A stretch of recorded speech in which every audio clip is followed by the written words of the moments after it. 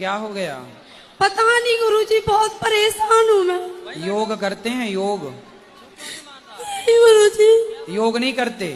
पूजा करने का मन नहीं करता। अरे पूजा नहीं, योग योग करते हैं, योगा। नहीं गुरुजी। फिर नहीं करते तो रोना सही है, फिर रोती रहो ऐसे ही।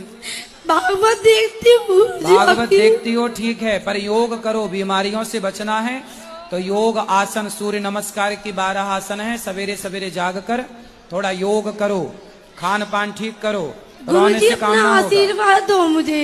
आशीर्वाद तो है पर गुरुजी मेरी भाभी आपको देख रही है, अरे उनको भाभी राधे राधे भाभी बोलो। भैया छोड़ो, पहले ये बताओ कि योग करोगी कि नहीं? हाँ जी गुरुजी। क्या करोगी?